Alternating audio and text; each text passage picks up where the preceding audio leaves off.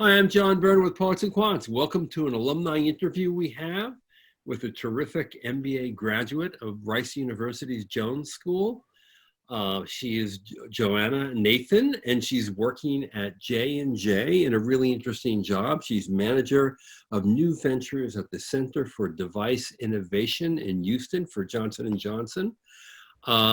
She loves Rice University. She has 3 degrees.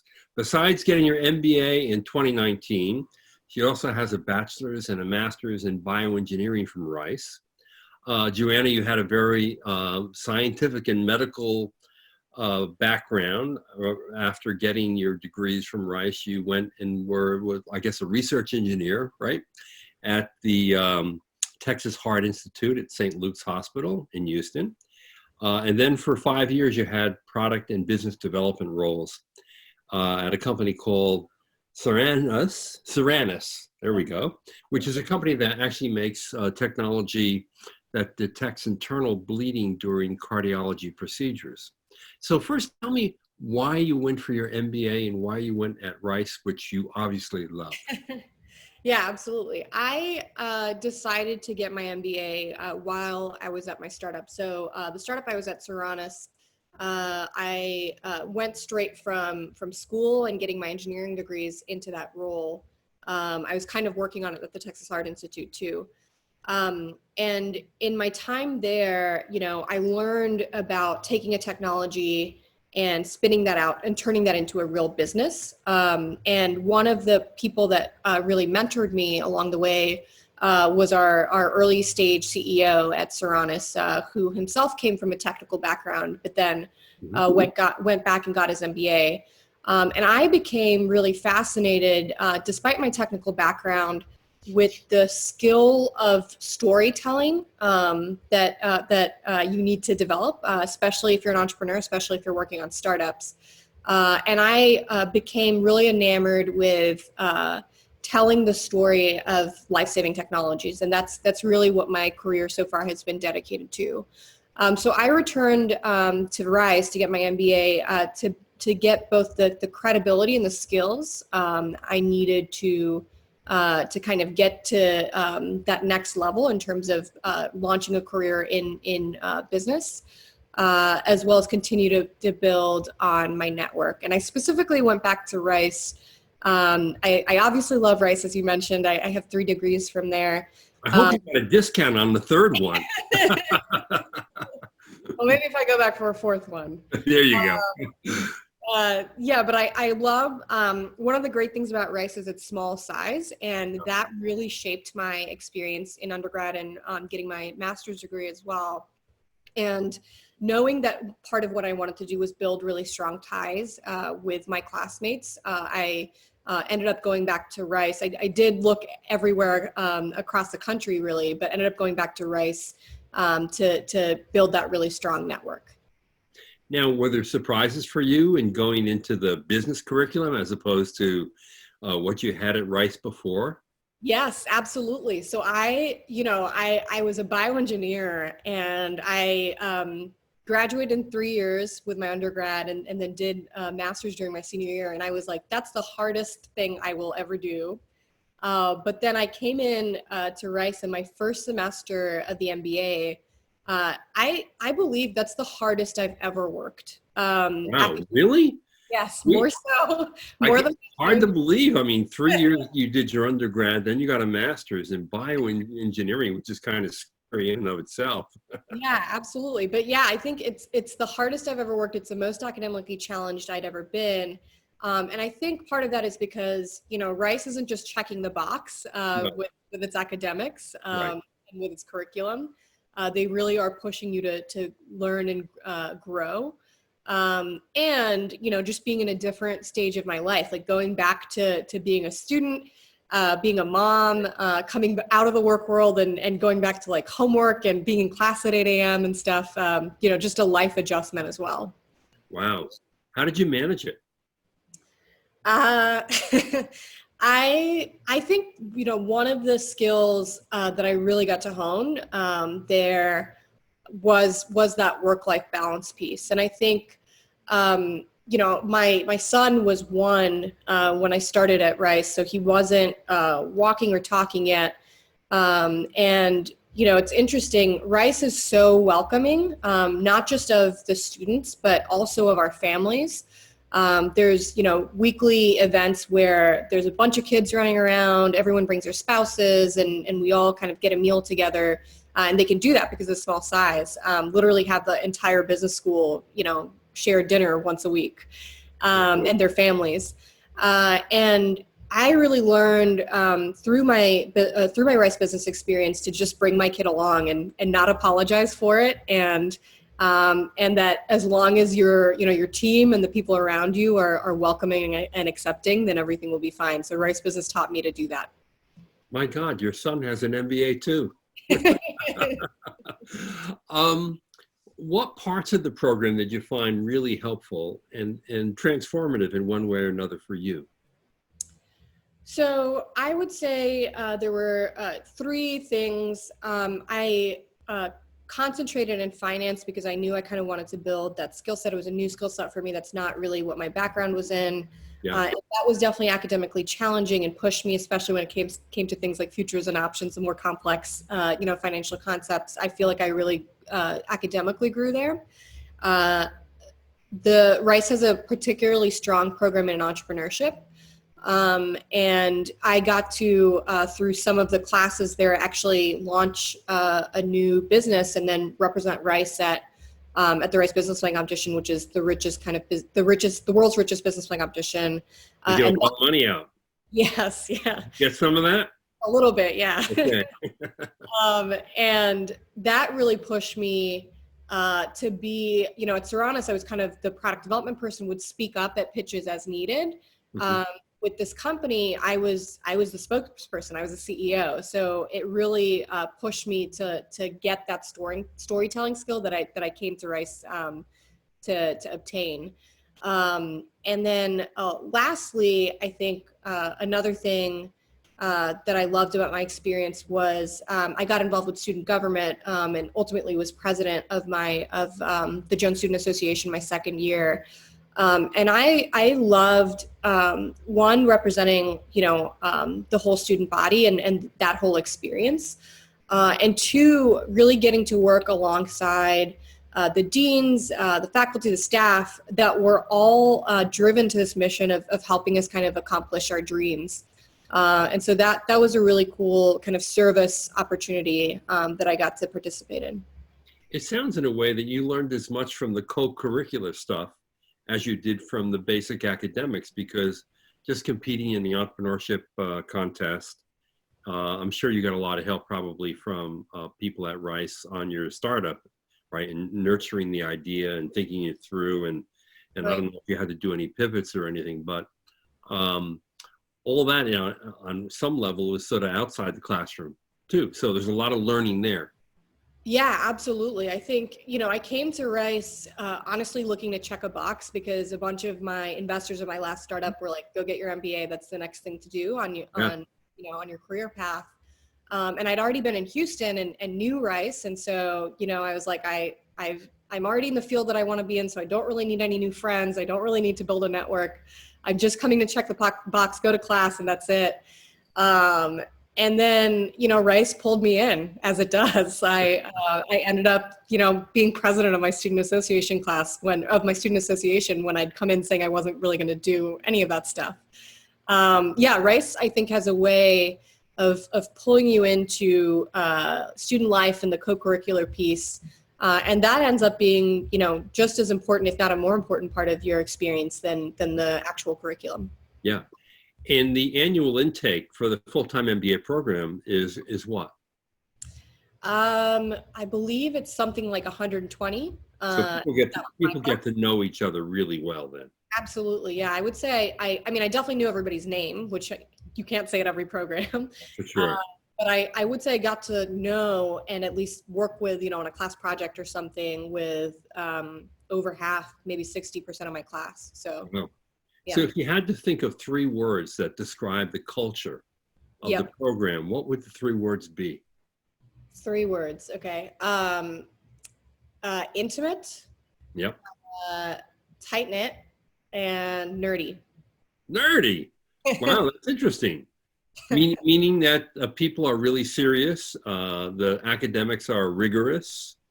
And to get through them, you kind of really have to, dig down deep inside yourself and work. Absolutely. And I think, I mean, whether you're nerdy in terms of academics or just kind of a nerd at heart, I think a lot of people that come to Rice Business come with something that they're extremely passionate about. Yeah.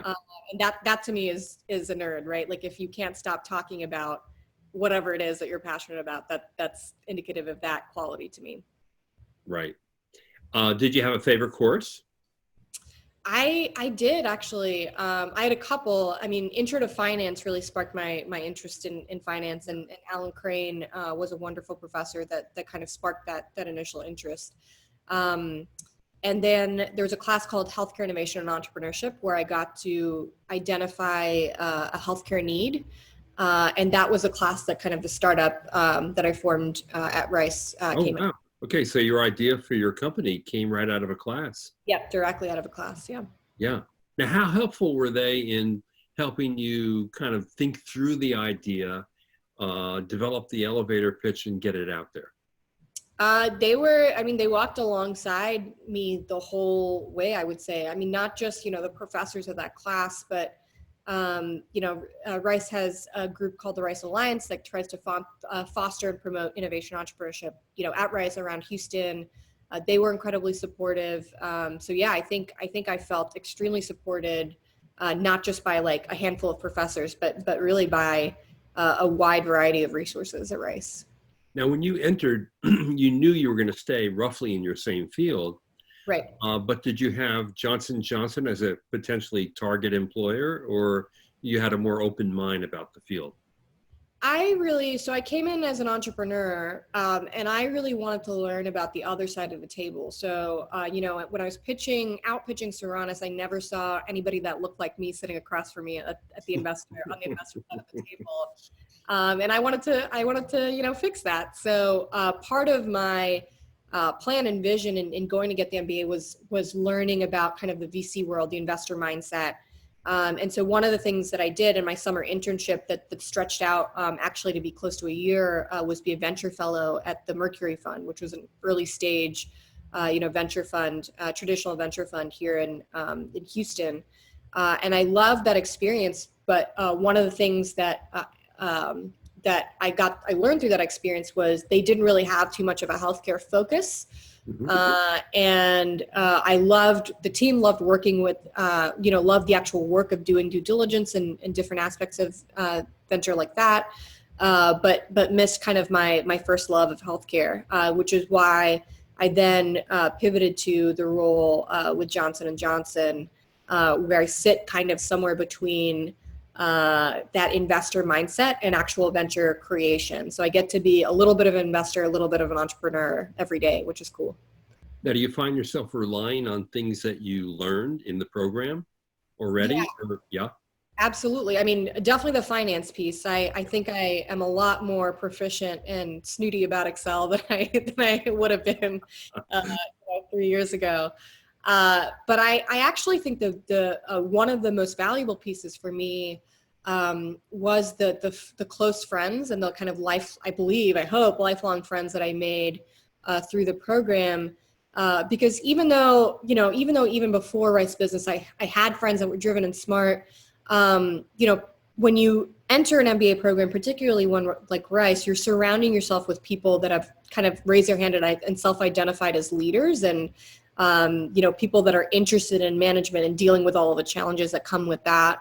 And so even though, my closest friends aren't necessarily entrepreneurs or in healthcare in, remotely in my field at all, most of them are in consulting or tech or energy, I rely pretty heavily on them as a sounding board when I do face challenges at work, because they get it, because they're leaders, and those leadership challenges apply across the board, regardless of, what field you're applying them to. Plus, if you go through a boot camp experience with the core curriculum, right, where so much work is being thrown at you and time management is a key piece of this, and there's fear of missing out on everything else, right. You're really bonding together in a way that should cement those friendships for life. Absolutely. Yeah. Yeah, Yeah. that's the hope. I mean, that shared experience is a powerful thing. Definitely. So let's pretend that move back before you went, Okay. and the things that you were thinking about in terms of deciding to get the MBA and where to get it. And what advice would you give to your former self now that might be helpful to current applicants? I would definitely do a lot of searching and introspection about why you're going to get the MBA. I think for me, I spent a lot of time doing that, and so once I got there, I hit the ground running. And so, for some people, they're getting the MBA because it's kind of the next step, and they're going to explore. For me, I think, and for other people in my boat, you have some idea of that career path, spend some time doing the research. And then I actually, the summer before I started my MBA, I knew I was going, and I went and talked to folks in private equity and traditional investment banking, because those were also ways to learn the investor mindset, right? And pretty quickly, cross those out as options for me, just because, in terms of like interest, I was really more interested in VC. But I think do the work and take advantage of the fact that you're a student again, to go sit with a bunch of people and ask them for advice, even before the MBA, because then you can hit the ground running. And I think another thing is don't put off applying, apply early. In cases like Rice, which offers a lot of scholarships, you may be surprised in terms of what they're able to offer you. Yes. And the earlier you apply, the more likely you're going to get something out of that pool.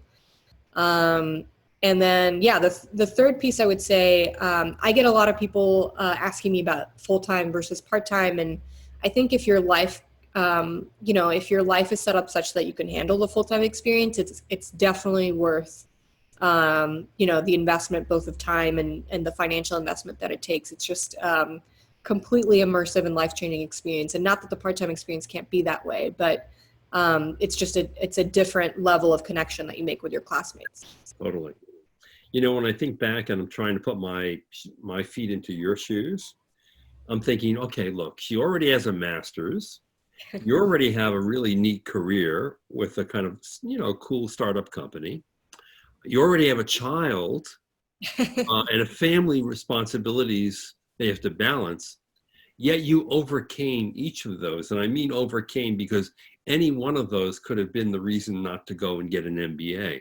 Right. So how are you able, to basically say, yeah, I still want it. I'm still going to do this, and I'm going to devote 2 years of my life to it, when you had all these other factors that could have put up a red light for you? I don't know if I ever saw them as barriers to overcome. Maybe that's it. Maybe it's Right. their mindset. But yeah, I think starting the program. I think for me, my parents were really good role models. I'm a lifelong immigrant. They've been lifelong immigrants for most of their lives, and they just kind of took us along, me and my brother, along to whatever they happened to be doing in life at the time. So we got to travel to conferences, and sometimes I remember my dad was a professor, would bring us into work, and we'd be sitting in his office after school. And I really modeled, at least for the parenting piece of it, just bringing my kid along, and Rice allowed me to do that. In terms of the, previous education, I believe in lifelong learning. I think, through this COVID stuff, I've already gotten a little bored, like sitting at home, and have started looking on Coursera for things that I can do. But yeah, I think if, that's not a barrier. It's just, it's a mentality, I think. And so for me, the having the master's degree or anything didn't mean anything. It just, the MBA was a way to kind of go and learn something new. Well, I think Rice should print up a diploma for your young child. Absolutely. Maybe, they couldn't read case studies or really, spit back answers to professors in classes, but if you're there, you're there. All right, Joanna, thank you so much for spending your time with us. We really appreciate it. It was a joy. Yeah. That was Joanna Nathan, who is at Johnson & Johnson, Manager of New Ventures at the Center for Device Innovation, graduating from Rice University with her MBA only a little over a year ago, right? Yeah, that's right. Yeah, and I would do it again. I mean, if Rice wants to pay me to come back, I'll come back 2 or 3 times. So. No remorse. All right. Thank you, everybody. Thanks for watching. This is John Byrne with Poets and Quants.